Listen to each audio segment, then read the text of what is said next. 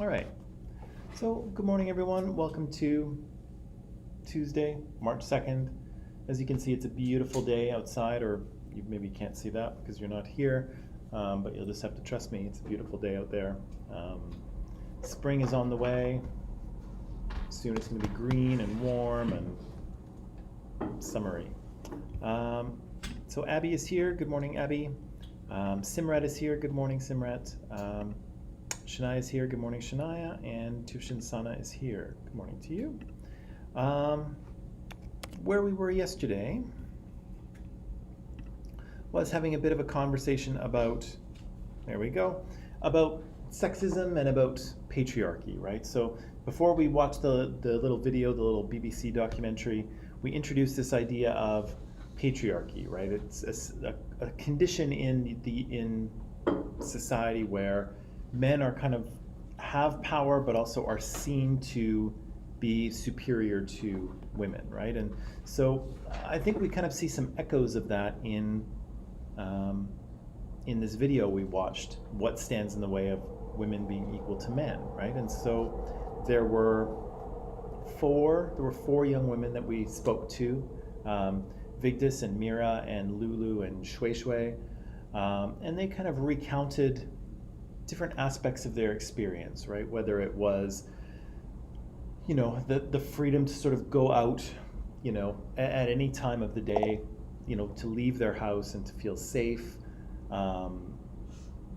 sort of to discussions about feminism and how people view women who simply want equal rights. We heard a lot about kind of slut shaming and sort of porn culture from Lulu and her friends. We heard a little bit about marriage exchanges from Shui Shui and her friends and her family.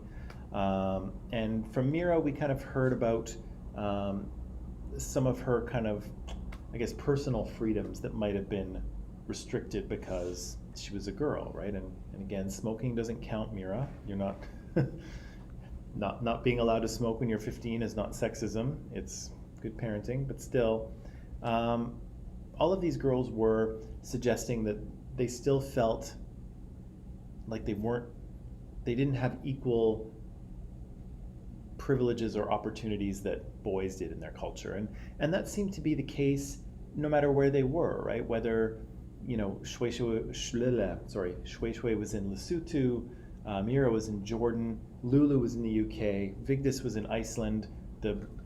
According to international agencies, the most equal place in the world, and still all of these girls were kind of expressing ways in which they felt they were kind of held back or restricted.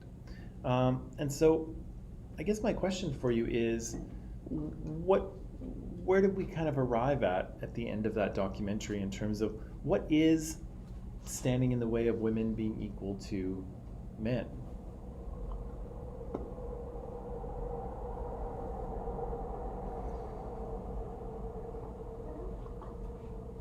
Sorry?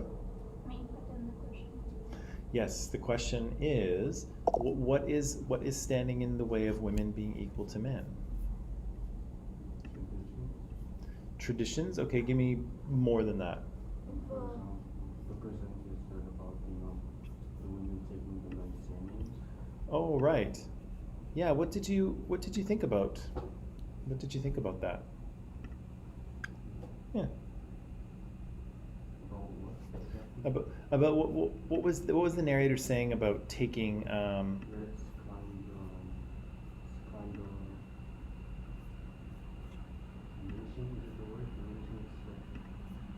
one of the reasons that stands in the way. Yeah, that is kind of I guess that is an evidence of inequality, or the remnant of an age where women were even less equal than they are now. But yeah, he was kind of sitting there thinking about traditions, right? And so he was in Lesotho there, and he spoke with Shui Shui's mother, and I think he had already been out to the countryside to speak to her great uncle, and he was kind of thinking about traditions and, do they mean anything, right? And so the sort of exchange of cows or money that go along with a marriage in Lesotho. you know, some of the girls were saying, hey, it's like you're buying me, it's like I'm being sold, right? And you know, the older generation was saying, no, that's not what it means, we're not selling you, that's not what's happening here. And some people were also saying, well, it's just, you know, it's just tradition, right? It's just what we do. And you know, he was kind of reflecting on, well, I guess, you know, he was saying that, you know, his culture has traditions too that they don't think about, right? And maybe the surrendering of a woman's last name and taking her husband's last name, you know, is that sexist, right? Is there a meaning behind it, or is it just, oh, it's just what we do, right? What else? What else did we hear? The backward thinking, the state of mind they have that a girl cannot earn more than a boy. Oh yeah, so there were, I guess, other kind of, what's the word I'm looking for here? I guess they're not really so, I guess they're kind of beliefs or ideas about gender roles, right? The role of men and the role of women. And man is supposed to be the provider, right? Men are expected to be the ones who support their households financially, right? And so some of the young men we talked to had an issue with earning more than, or their wives earning more than they did, right? And that's kind of strange, because do you think that holds women back in some way? Let's say if we were all living in a society where, let's say, men mostly felt that way, okay? I don't think they do here in Canada, but let's just pretend that they did. Would that hold women back? It depends on the kind of woman she is. If she's emotionally weak, it will affect her, but if she's not really. Maybe. Well, let me suggest something to you, and you can let me know if I'm on base or off base.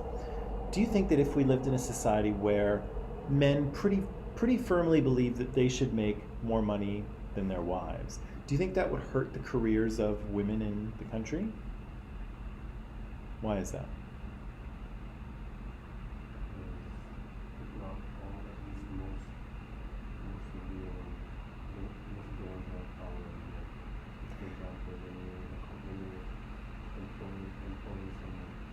Yeah. Most of them are probably men, right? And not the people who are, I'd say most of them are men. Arguably, So yeah. the women would be trying to and then they're thinking about fancy how more money, but they would probably afford men much more than women. Yeah.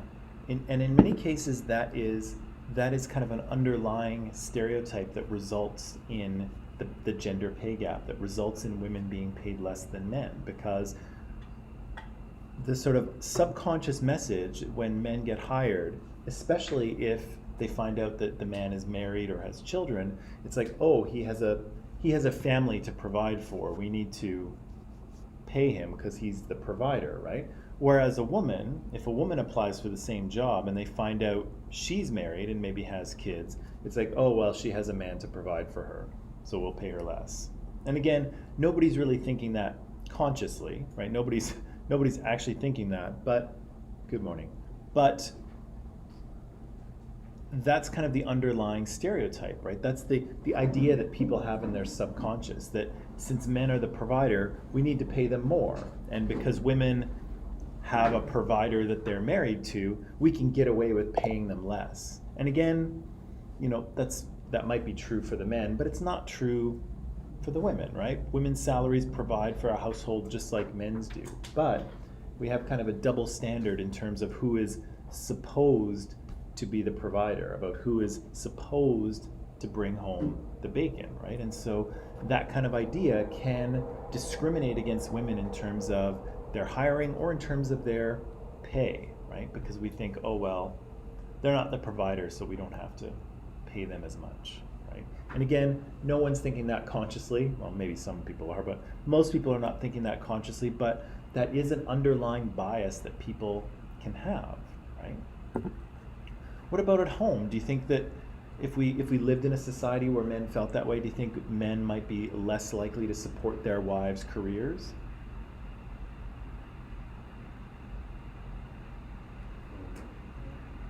Would men be less likely to support their wives' careers if they felt that they should be the ones earning more? Probably, right? Oh dear, I'd really like to go back and get my master's so that I can get a better job and make more money, right? Honey, can we do that? Can we find some money in the budget for me to go back to school? Oh, I don't know, dear. I think we're a little tight for cash right now, and we have to take care of the kids, so I don't think you can go back to school right now, right? Men might be more likely to sort of not support their wives' career aspirations because they kind of don't want them to make more money, right? They might have this idea, this subconscious idea that they should be the provider, right? Do you think it might be hard for a woman who either wants a high-paying career or has a high-paying career? Do you think it would be more difficult for her to get married in a society where men felt that they should be the ones making the money? Might be, right? If, just in the section of the video we saw, do you think if Shui Shui made a lot of money, if she was a doctor or a lawyer or something, would those two guys want to marry her? Probably not, right? They would have an issue with it, right? And again, if lots of men in society have an issue with that, it might be difficult for a woman to find a marriage partner if she has a high-paying career, right? And so, again, these ideas can discriminate against women in a number of different ways, right? The idea that man is supposed to be the provider. But we also saw how, it's not a great, it's a lot of pressure for men as well, right? It definitely does a disservice to women, and it causes discrimination against them, this idea that, men are the providers, but it's also a lot of pressure on men too, right? And you heard one of those young guys say it, well, if my wife makes more money than me, like, what good am I? Right? And so his entire identity as a husband and a father is like reduced to a paycheck, right? And if he doesn't get the paycheck, what good is he? Right? And is that what husbands and fathers are for? Are they just walking ATMs? No. Got it? Yeah.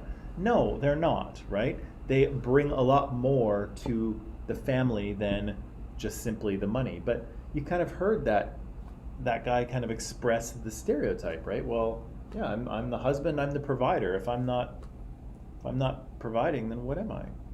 Right? What's the point of me? Right? And again, that's pretty damaging too, because if that guy grows up and has a family and provides for them and then loses his job for a few months, how's he going to feel about himself? He's going to feel like he's nothing, right? Like he's worthless. And again, that's not true either. So, it's worth pointing out how even a simple stereotype like, man as the provider kind of thing, can discriminate against and can, limit the opportunities of women. It's also not that great for men either, right? It's not a great stereotype sometimes. It can work against you. What else? What else was standing in the way of these young women being equal to men?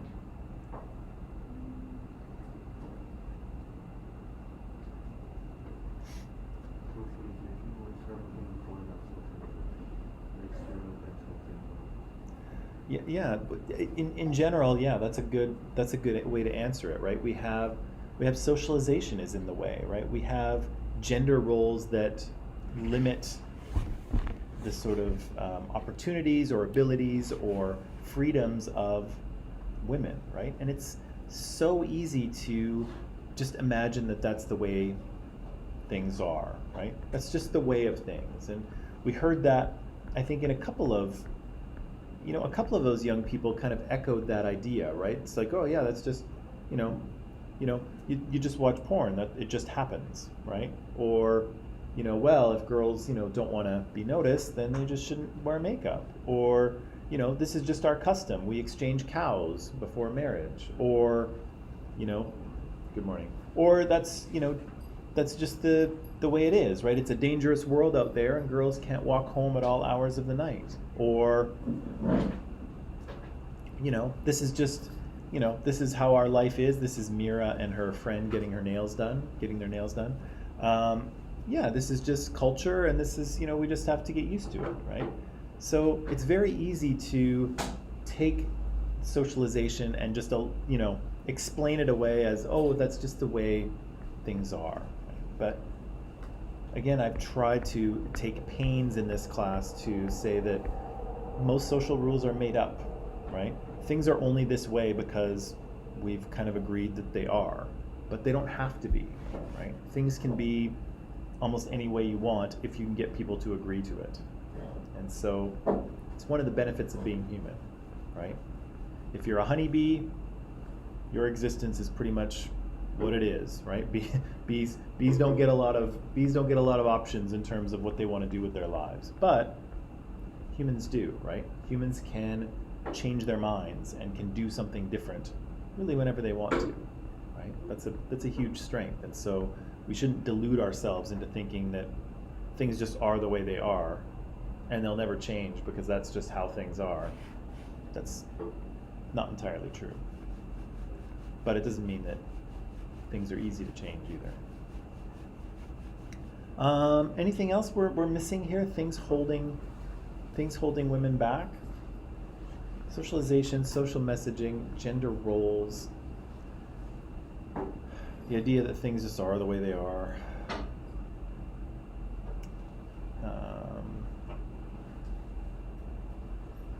What are we missing here?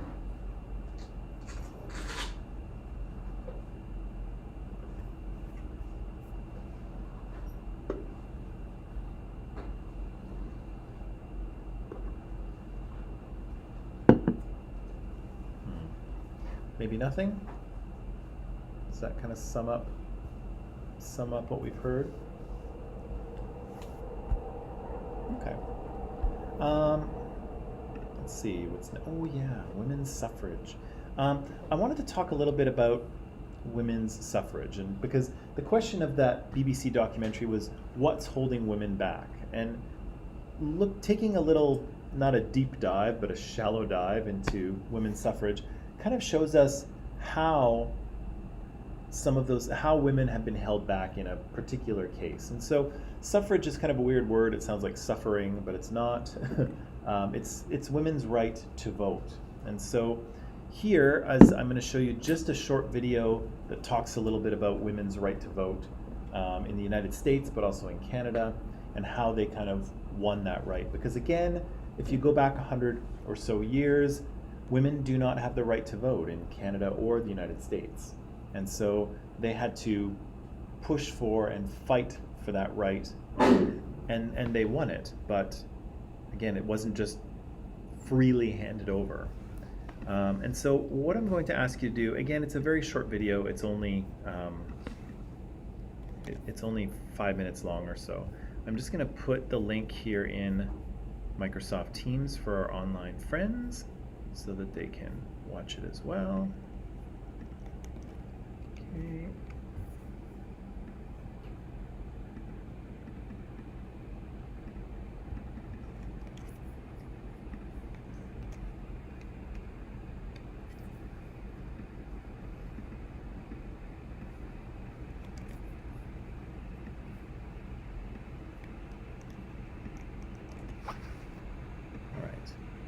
Good, so it is there. So again, we'll watch this very short video just to get us, we just need a little background information is what we need before we can talk about it. And so again, pay attention in the video to what is actually stopping these women besides the law. Obviously the law is keeping them from being able to vote, but what's stopping them from achieving this right, and how do they actually achieve it? Okay, so again, just a short little background on this, and then we can add a few things and talk about how this process happens and how women were held back in this particular instance, okay? So online people, of course, the link is in Microsoft Teams. We'll watch the video and then we'll come right back and talk about these things, okay? So we'll see you in just 2 minutes, not 2 minutes, probably 5 minutes.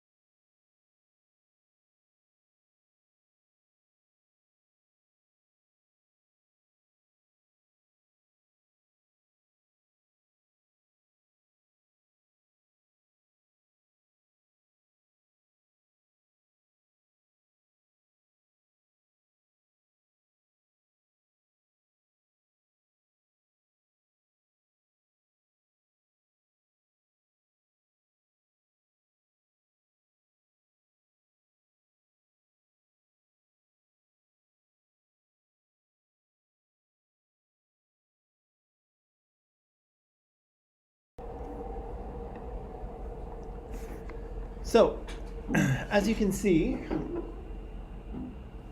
there was a few things holding women back in terms of their ability to vote, right? And the obvious one, of course, is the law that came right out and said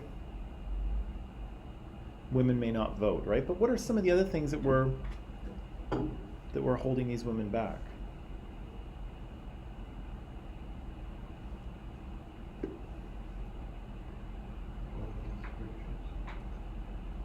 Right. So there are parts of the Bible that very clearly outline where women belong and where they don't, right? And so who was kind of using those scriptural quotes?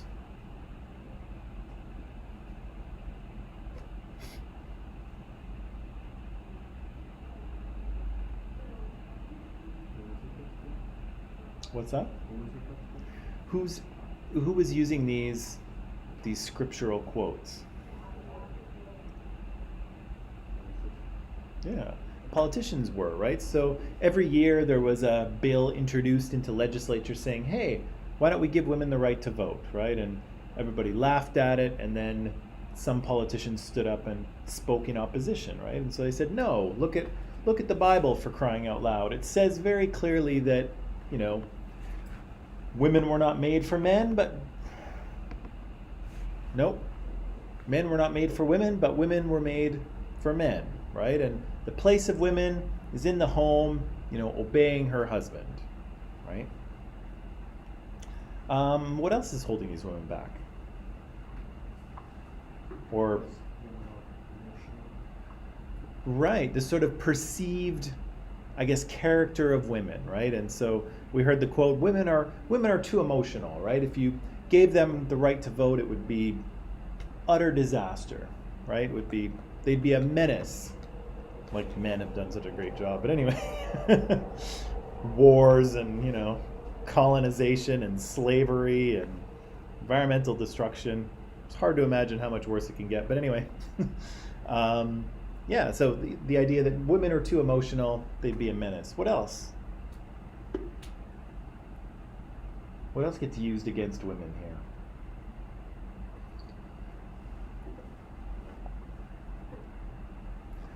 There's more. So religion gets quoted. Women's psychology, I guess, gets used. What else? Birth rate. What do they say?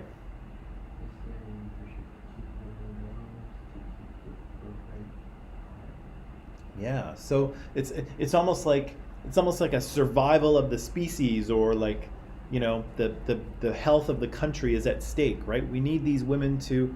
Is there a glitch in the Matrix? Like, why do they keep walking by? Like, what is going on? Anyway, do you know what I'm talking about when I say glitch in the Matrix? Yeah. Okay.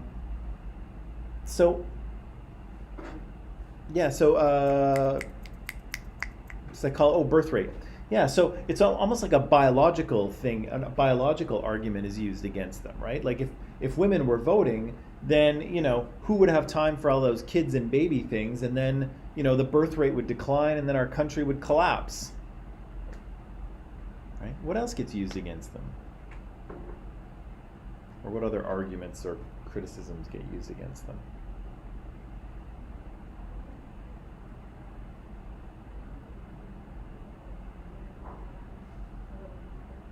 Okay, really, what are you guys doing? They probably thought I was talking to you. Okay, next time they come around, I'm going to ask. I need to know. I need to know. What else gets used against these women? There was the family argument, right? If women enter the political arena, kids will be thrown into the arms of nursemaids, right? Women will totally forget to mother their children, and societal destruction will ensue, apparently. Anything else? That's actually quite a bit, though, right? Religion, psychology, concern for the family, concern for the economy of the country. All of these things are kind of thrown at at women to, keep them from voting. And of course, there's a law. But how do they actually manage to achieve this privilege, this right? How do they do it? What's that? Yeah, so there was a play. So I think it was Nellie McClung. Hey, Sarah, what on earth are you guys doing? Step challenge. We have to get 10,000 Oh, steps a day. you kept going by. I was like, is there a glitch in the matrix? Like, what? Why are you We're people trying to walking get our by? steps. We're on the same team, so, and we have to win. Okay, so how many more rotations? Oh, I don't know. So we're done our meeting. We're just having a walking meeting. Yeah. Oh, I only have 5,600 steps right now, so I gotta get to 10,000. oh, so we're gonna see you go by probably a few more times. For another 10 minutes, maybe? 10 minutes, and then we're gonna take a break. Okay, I'm okay. at 5,000 Us and two. I'm counting my bike. Us two, If anyone probably. wants to join us, I mean, right now you're in class, so Yeah. obviously not now. Not but right you now. can join us, just join our okay? Should we close your doors? You don't No, have to no, stay? it's fine. It's Okay, good for we'll be air quiet when we walk by. circulation. No, it was just, after the fourth time, I was like, what is going on? I must know. Yeah, we're gonna win. We're very competitive. Okay. Good luck. We're gonna go to the second floor now. So Those boots are made for walking? Okay.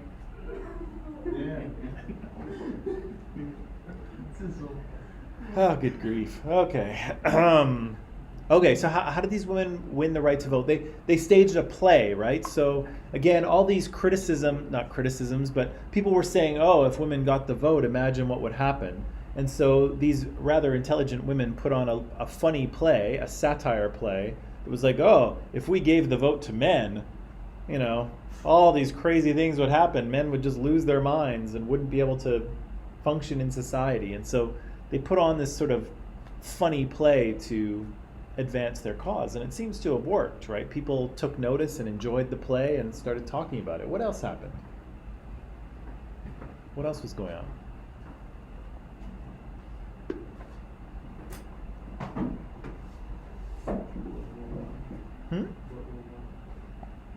Yeah, World War I had a big part to play. What's that? What? Yeah, I know they're trying to get their steps. Yeah, so how did World War I influence this development? We have their sons and men, the war sons, they celebrate their war.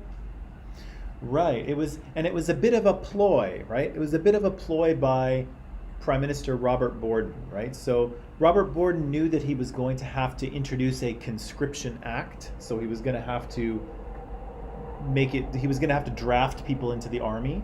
Before this time, people were just volunteering. But he knew he was going to have to do that because hundreds of thousands of soldiers were dying in World War I. So he knew he had to do that. But he also had an election. And so his plan was, I'm going to give the right to vote to women who are serving in the military, but also to women who have someone serving as well. So mothers, wives, sisters, right? And so are they going to vote for Robert Borden? Because he's gonna send more people to help out their boys overseas, right? So all these women are going to vote for him because he's the one who wants to send more people to the front. He wants to send more people to help out their husbands and fathers and brothers who are fighting over in Europe, right? So it's a bit of a sneaky plan by Robert Borden. It's not that sneaky, as they mentioned. People knew what he was doing, but it worked. It worked. So he got elected. The Conscription Act got passed, and these women got the right to vote for the first time, right?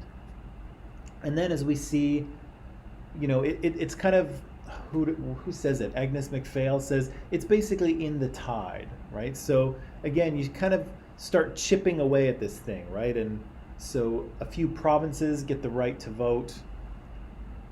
Robert Borden gives the right to vote to certain women, who are serving overseas or who have relatives serving overseas. And then slowly, all women get the right to vote. But who does it take the longest for? What's that? Immigrants and Aboriginals. Yeah, so non-white immigrant, or, well, I guess we should say non-white Canadians, right? Because it doesn't even matter if they're recent immigrants. If you're Chinese or South Asian, that would be enough to deny you the right to vote. It doesn't really matter how long you had been here. But still, yeah, non-white minorities do not get the right to vote.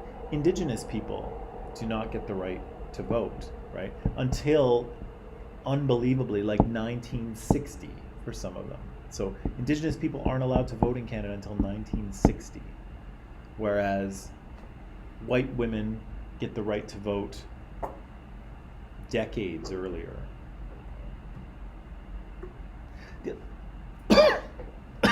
Damn it. I'll be okay. Just give me a minute.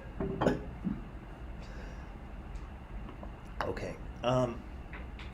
The other thing that's kind of interesting is, oh shoot, R.B. Bennett, who's a Canadian politician. R.B. Bennett says, oh, initially he wasn't in favor of women having the right to vote, but gosh, those women really proved themselves, right? In World War I, they stepped up and they entered the factories and they worked hard and they produced all these things and they were working at the front as nurses and all these things, and wow, they really stepped up. That was amazing. I'm on board, right? Which is nice, and it's very true. Women did step up, and yes, men were out there fighting the war, but the war effort would not have been successful without women at home who were continuing to farm and work manufacturing jobs and take care of children and keep the economy going and produce the things that people need to fight a war. So women undoubtedly are, equal parts, responsible for the success of Canada and the US in World War I. Undoubtedly. But it's interesting, the feeling like they had to earn it, right? Like they had to earn the right to vote. I didn't think they should, but man, those girls really, really earned it, right? Which again is true. They did a phenomenal job and worthy of recognition. But did men have to earn it? No, they just got it. They just gave it to themselves, right? Because again, that's what you get to do if you're a dominant group and you have institutional power. You can just give yourself the right to vote. Can women give themselves the right to vote? No, why not?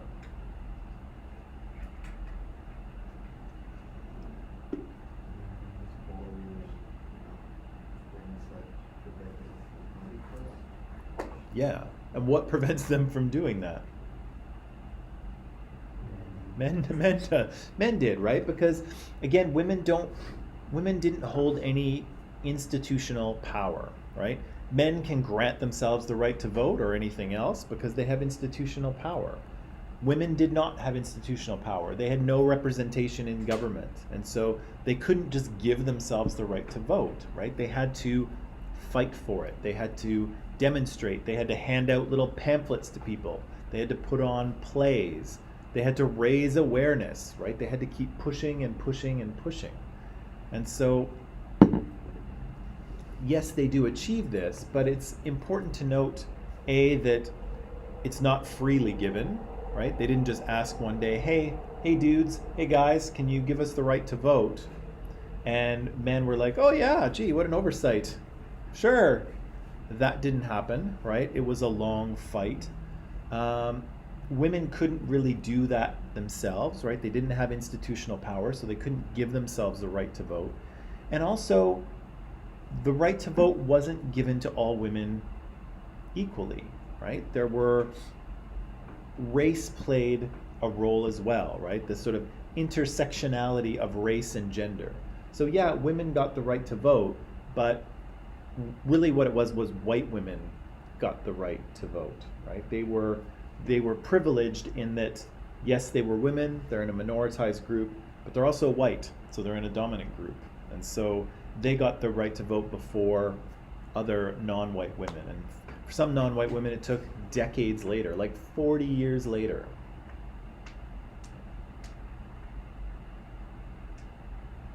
Okay. Was there anything else in the video that we should pull out before we kind of forget about it that we missed?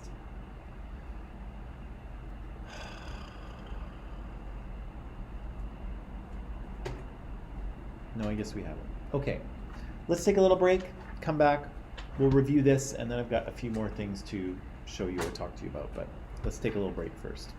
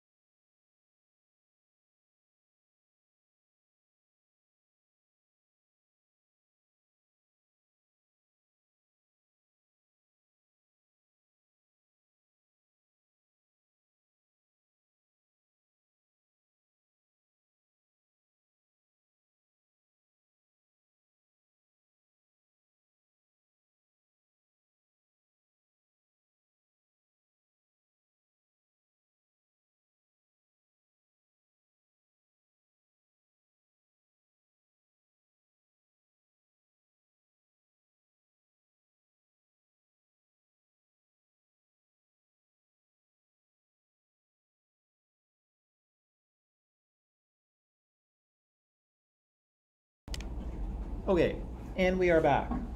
So, the question of kind of what's holding women back in terms of that BBC documentary, I think we can see a number of those things holding them back in this women's suffrage, example. So, again, women won the right to vote at various points, I guess, through the 20th century. But again, it's important to note that even though they organized and they fought for that right, even though men didn't have to fight for it or earn it, they just had it, right? Even though they had to work for it and fight for it, number one, they weren't able to do it themselves, right? Because again, they still don't have institutional power, right? They can't grant themselves the right to vote because they don't hold the power to do so. So this was a world, and to some degree still is a world, in which men control all of the major institutions in society, right? If you look at government, if you look at law enforcement, military, religion, the media, the economy, almost all of those are predominantly controlled by men, right? And so again, when a dominant group has this kind of institutional power, it can create a society in which that dominant group is privileged, is benefited, right? And so men undoubtedly did that, right? They created a society where they were benefited and women were excluded and marginalized, right? And the thing is that when women simply made a request saying, hey, guys, we would like equal treatment, right? You are allowed to vote. We would simply like the same thing as you have. Not more, just the same, right?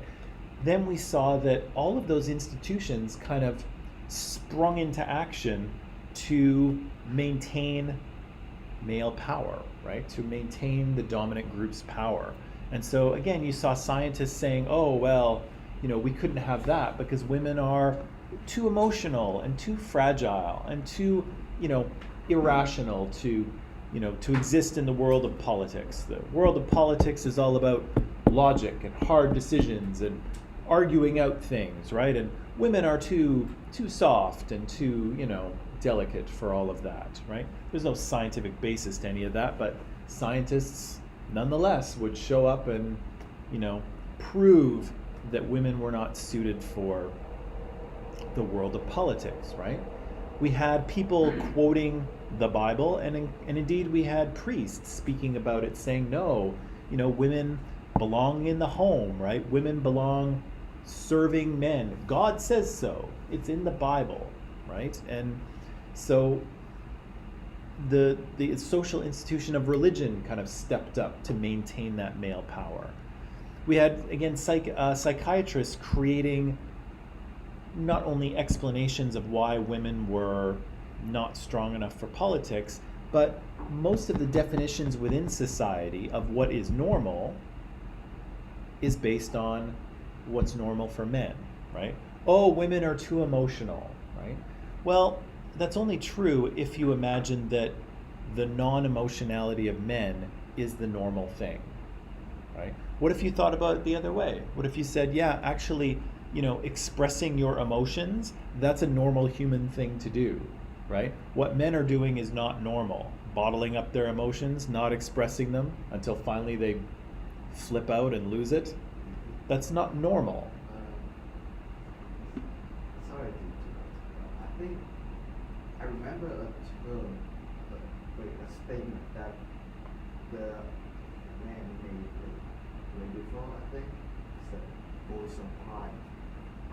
Yeah, boys don't cry, right? Men are socialized not to express certain emotions, right? Particularly, crying or vulnerability or anything that would suggest that you are weak, quote unquote, right? But again, is that normal? Is that natural? Or is that socialized? But again, if you're the dominant group, you get to portray the way you are as the normal thing, right? Women, they're so emotional, they cry all the time, and, but maybe that's the normal thing, right? Maybe what men do is not the normal thing, right? But again, psychiatrists create their definitions of what's normal based on what is normal for men, and specifically what's normal for men in the society they live in, right? If you look at academia, we had male professors teaching history from a man's perspective, and history being basically the history of men, specifically of white men, and to some degree history still is that. Yeah, so men were able to reinforce their prejudice throughout society, right? And they were able to do that because they controlled social institutions, right? They had institutional power.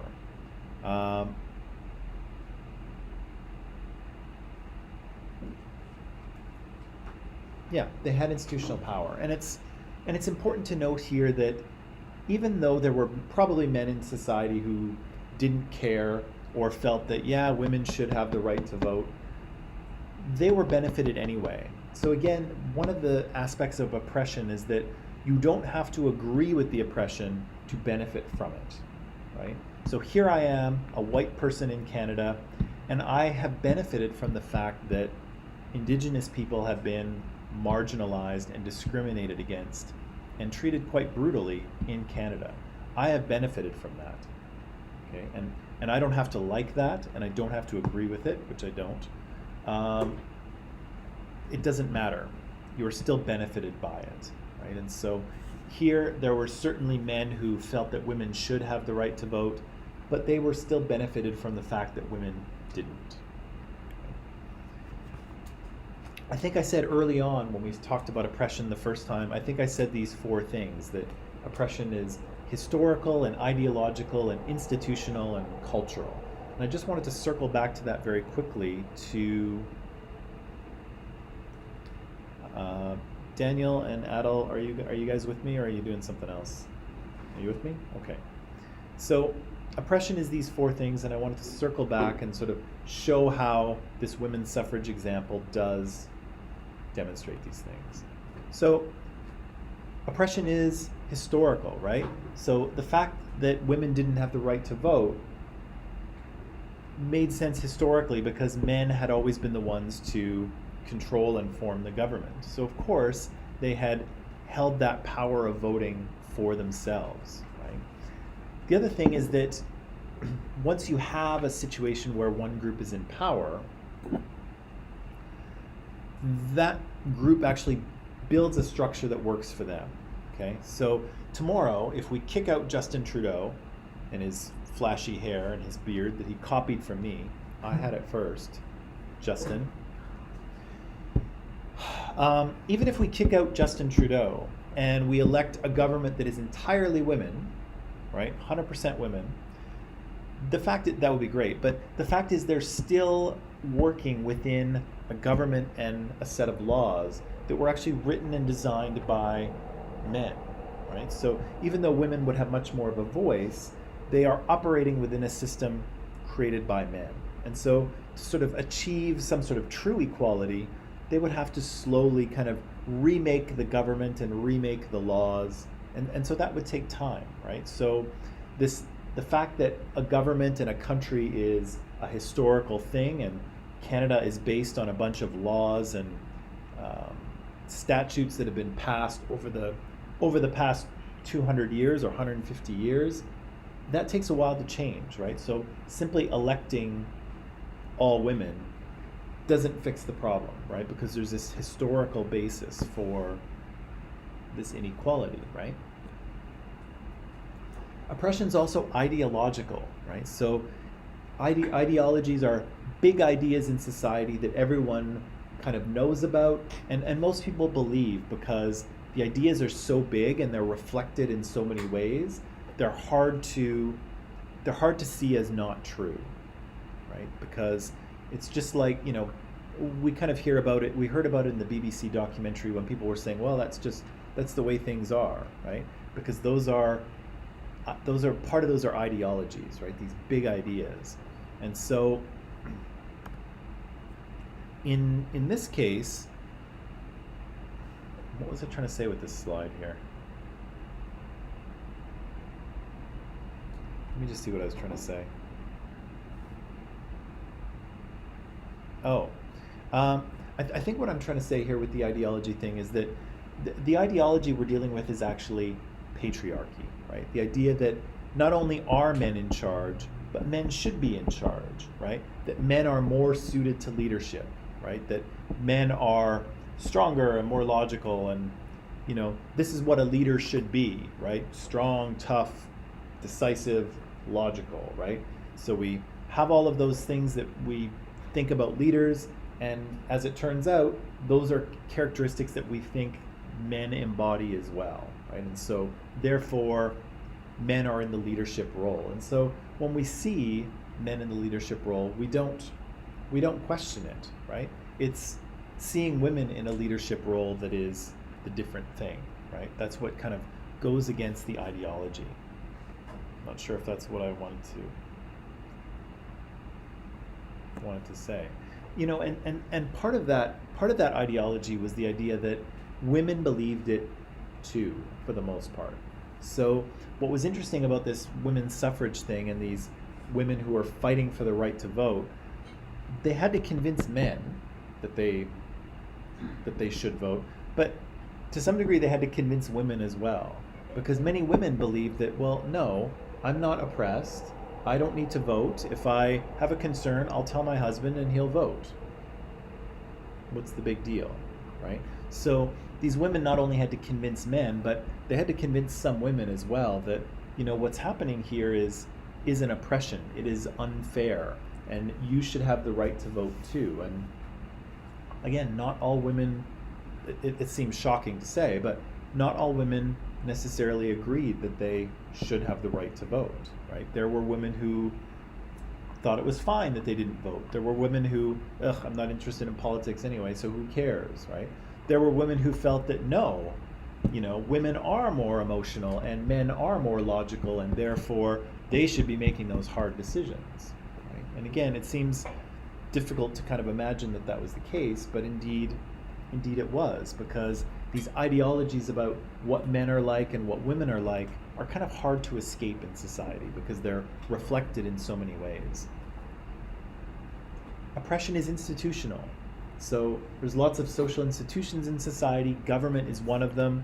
And again, without the power to control institutions, you don't really have the power to affect change very easily, right? And so for women here, they didn't control any social institutions, and so they couldn't make a change on their own, right? They had to keep pushing, they had to keep fighting, and they had to rely on men who were sympathetic to their cause, right? Men who would go into the legislature and say, look, I think women should have the right to vote. Here is the bill. Let's debate it. Let's vote on it, right? Women could not do that on their own. They needed help, right? They needed help from men who also agreed with them, or from Robert Borden, who was just trying to get himself elected. But either way, they needed assistance, right? They couldn't do this thing on their own because they didn't have institutional power. The other part of institutionality here is the idea that lots of other social institutions, and I mentioned this earlier, came to the defense of men, right? And they all had reasons why women should not vote, right? So, yeah, women weren't strong enough to engage in politics. Politics was a, ugly, dirty game, and women are too soft and too, emotional to deal with this. The religious argument, women's place is in the home, women's place is caring for the children.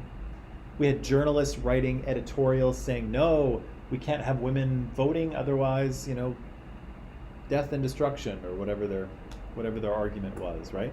And law enforcement had a role to play here too, because police officers shut down protests in some cases. Some women actually went to jail for illegally protesting, not for a long time, but for a little while. And again, men were throwing these women in jail, and men were judging them in a court of law, right? So all of these social institutions, not only were women not able to use them to advance their cause, but those social institutions worked against them, right? Though they actively tried to keep women from being able to vote. Yeah. And the last thing is, again, oppression is cultural. And so some of these ideas about what men and women are like and what men and women should do and shouldn't do, those are culturally held ideas. And some of them are quite deeply held, right? Those gender roles are quite deeply held. And so not only did women have to overcome this historical oppression that they had suffered, not only did they have to overcome these ideologies about what men and women were, not only did they have to push against these institutions that were trying to keep them from gaining the right to vote, but they also had to overcome cultural ideas, right? There had to be a culture shift about what women could and couldn't do and were not, and what sort of spheres of society they should be allowed to be in and what sort of spheres of society they weren't allowed to be in. All of that had to change as well, right? So, you know, when we talk about sexism or when we talk about racism or any other type of oppression, you know, sometimes it's easy to reduce it and say, oh, well, we should just be nice to each other, right? Let's just treat everybody as equal. Yeah, but look at all the other things that are going on, right? So just with this one example of sexism, this is not, you know, just men, you know, being sexist toward women, right? Or men, you know, being jerks, right? It's not what it's about, right? There's a lot of other things happening that don't really have to do with anyone being nice or not being nice to anyone else, right? There's a history of oppression. There's societal ideologies that people buy into. There's social institutions that work a certain way and are controlled by certain people. There are cultural ideas which are difficult to change, right? And we saw some of those cultural ideas in the BBC documentary, right? Different cultural ideas depending on what culture you're in, but they're all hard to overcome, right? And we heard people expressing cultural and religious ideas, right?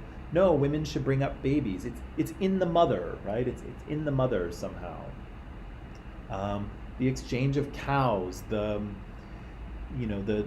sort of what young women are allowed to do or not allowed to do in Jordan. All of these things are kind of cultural ideas, right? And those have to be overcome as well.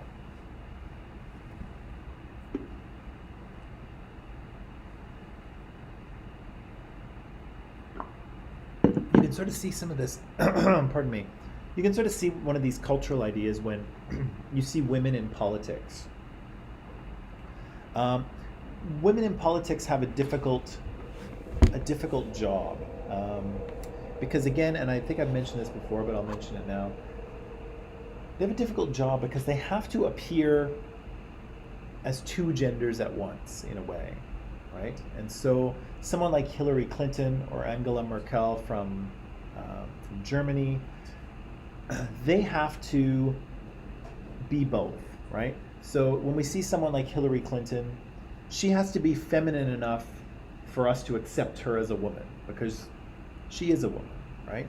But like I mentioned, with President of the United States, we're very used to seeing a man because it's always been a man, right? And so some of the characteristics of the US president, like a strong, clear, decisive, cool under pressure kind of leader, those are things that we normally associate with men.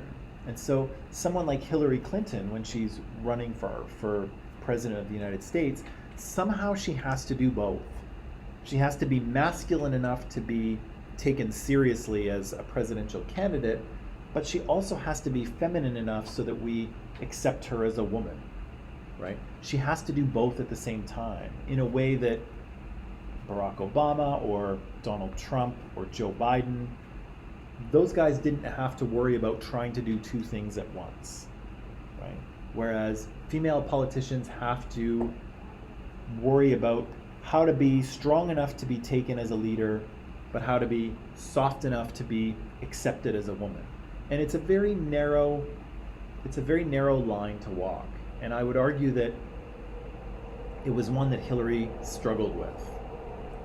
Because again, you know, if she's too hard, people get a little bit turned off by her because they want her to be softer. They want her to smile more. They want her to be more womanly, right? But if she's too womanly, people are, oh, well, you know, maybe she's not tough enough to be president of the United States.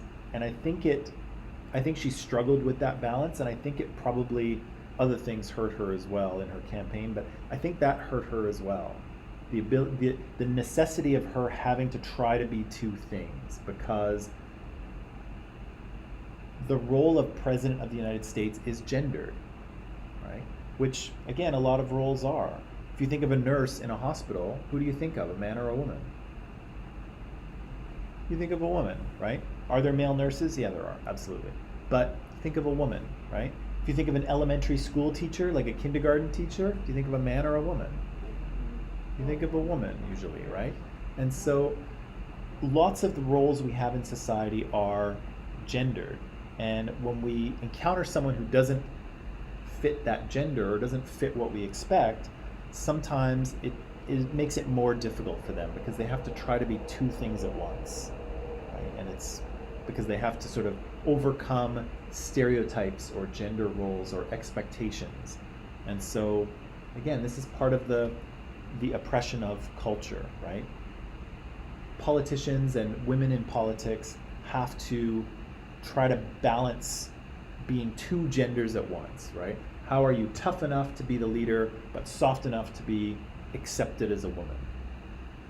And it's not fair, right? It's not fair that has to happen, but it does, right? Because again,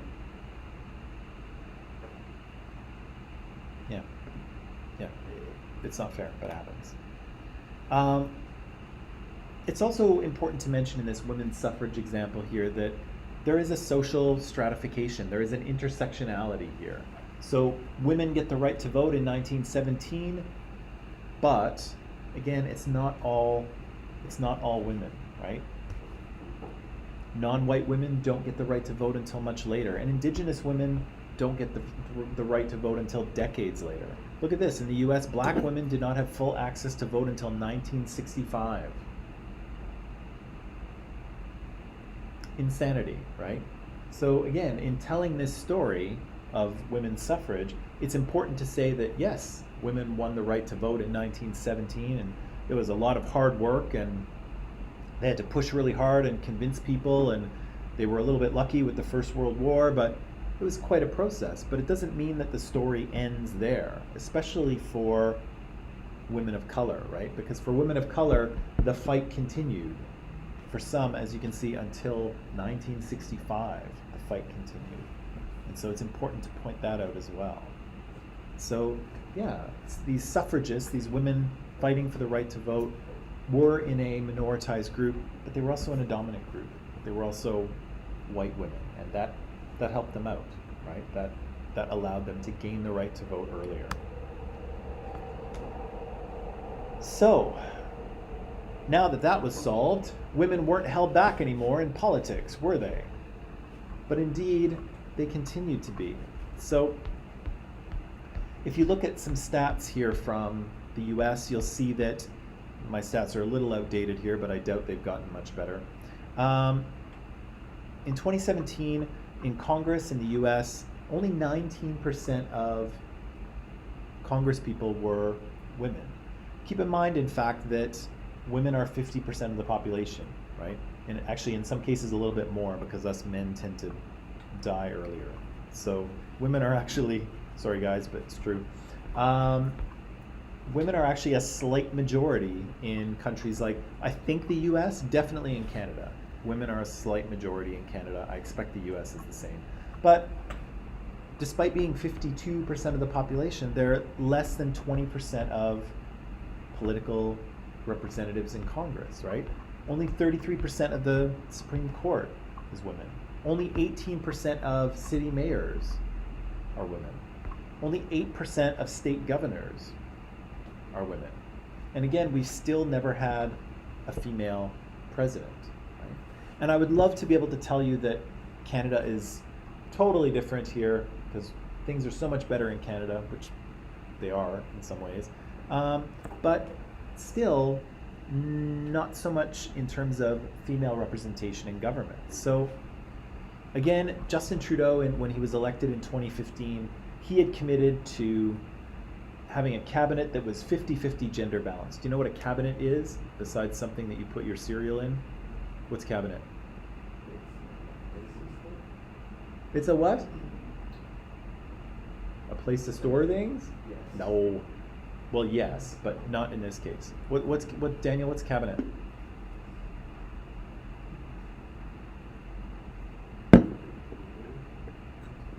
You just said you knew, didn't you? It's kind of his team, yeah. So all of the sort of government ministries like health and infrastructure and finance and agriculture and indigenous affairs, all of those ministries need somebody in charge, right? So Justin Trudeau gets to pick who's in charge of all of those government ministries, and those guys and girls are his cabinet, right? So Justin Trudeau said, if I get elected, I'm going to make sure my cabinet is 50-50, half women, which he did. He absolutely did, which is great. But if you look at the government as a whole, if you look at who was elected, you'll see again that only 26% of federal representatives are women, right? And so again, there's a lot of committees that meet within government that actually have no women on them because there's just not enough women to go around, right? There's all these different committees meeting, but there's not enough women to be on all of them. So some committees have no female voice, right? Here, 28% of city councillors are women, and again, only 18% of Canadian mayors are women. I'm trying to think. I'm not even sure that we don't even have any female premiers at the moment in Canada. All of the heads of the provinces are all men. Not a one. We have had female premiers, but just not at the moment. And this is kind of noteworthy because if you look, the UN says that you need at least 30% representation in government in order to have a meaningful voice, right? So in order for women to have a meaningful voice in government, there needs to be at least 30% of them. And both Canada and the US fall pretty significantly below that margin, right? And so the UN would look at countries like Canada and the US and say, you know what? Women do not have a meaningful voice in government. Government is still run by men. And again, if you look at an international ranking of women representation in government, you'll see that Canada and the US don't actually do that well, which to me is shocking because I think of Canada and the US as countries that are, have reasonable gender equality. We're not there yet, but it's not bad. But still, the stats say something different, right? Here you can see that the US and Canada are 62 and 104. So for Canada, there's 103 countries that have more representation, female representation, in government than Canada. How is that possible? How is that possible in a country like this? And some of the countries that are at the top, countries like Rwanda, 61, Algeria, Afghanistan, these are countries that probably Western people would not expect to have a lot of female representation, but indeed they do, and they are beating us, right? They're doing better in terms of female representation, women's representation in government.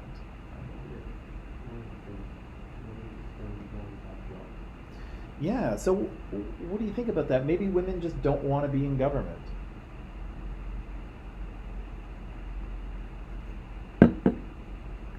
And I guess you could probably extend that question to science and technology and engineering and math, right? STEM classes and careers. You find that most science and technology jobs are held by men. There are far less women. But does that mean women don't want them or they can't get them? What's going on,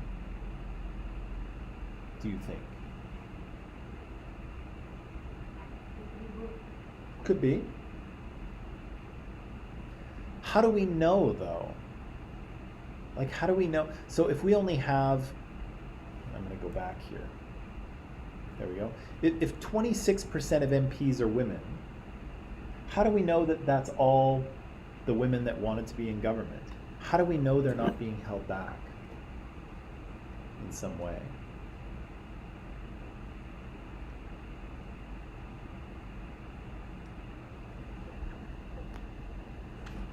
How do we know that it's a choice? Or if, 85% of engineers are men, how do we know that that's just a case where, most women don't want to go into engineering? How do we know that there's a choice happening there and not some sort of barrier?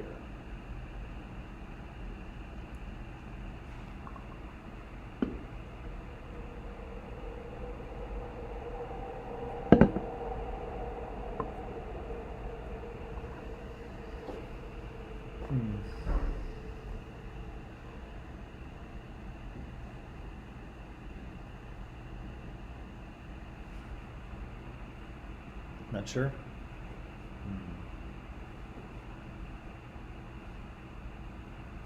It's a complicated question. And it's a tough one.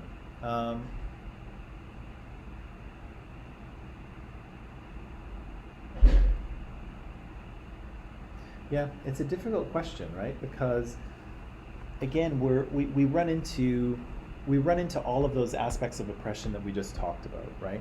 So if we look at government, yeah, historically men have run the government, right?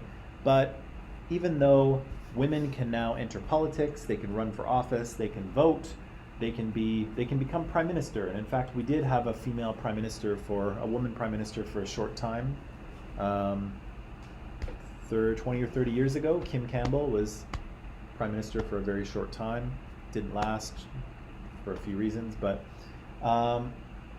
yeah, like they're allowed to. Women are allowed to do this. So why aren't they there? Why aren't they there in roughly equal numbers? Right? How do we know that they're just choosing not to rather than being held back?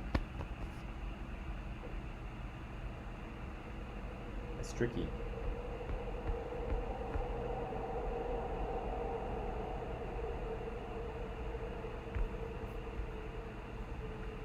Let me just see what else I have here. Oh yeah,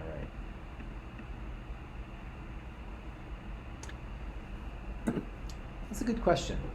And maybe what we'll do is we'll leave it there for today and we'll ponder that and see if we can come back to that question tomorrow. Because it's a tough one, right? How do you know that you're dealing with an oppression or you're dealing with barriers, and instead, you just don't, you just have people that are naturally doing things. If at the college, if I looked at the number of A's, all the A's given out at Columbia College in one term, okay? All the A's. And what if I found that 70% of those A's went to female students? What should we make of that? How should we understand that? Are our female students smarter than our male students? Do they work? You're biased though. Do they just work harder? Yes. Is there some sort of barrier for our male students that are keeping them from earning those A's? No. They what? They're lazy? Are men just lazy? What on earth could be responsible for 70% of A's? Because if we assume that the gender ratio here at Columbia College is 50-50, I don't know what it is, but let's just pretend it is. It's probably 50-50. If we assume that it's 50-50 and 70% of A's are going to women, should we be concerned about that? Should we ask questions, or should we just say, oh well, I guess the guys are lazy? What should we do? How should we understand that? I would think twice before. You would think twice? Yes. Okay, why would you think twice? From what I know, stereotyping a group of people in the society never do anything happy. Right. So is the stereotype that boys are lazy and girls are hardworking? Is that the stereotype, or? That would probably be wrong because if 70% of eggs go to the ladies part of the college, then some people will automatically assume that boys are lazy, and it'll give them a really bad perspective. True. The other thing that might be interesting about that stereotype is that if we dismiss that, if I look at the grades at the college and I say, oh yeah, 70% of A's went to women, I guess that's the guys are just lazy, whatever, seems fine. But how does that explain the societal pattern where we see that most social institutions and high-paying jobs go to men, right? Men tend to be the ones in power. They tend to have the highest paying jobs. How does that square? Well, maybe, right? But it's interesting how you can, you could almost dismiss both things, right? You have, oh yeah, men have the highest paying jobs in society. I guess they work the hardest. But then we might have an opposite situation within the college, and we might say, oh well, I guess boys are just lazy. But what's really going on here? What are men really like? Are they lazy, or are they hardworking and achieving high careers? Are both of those things somehow true, or is something?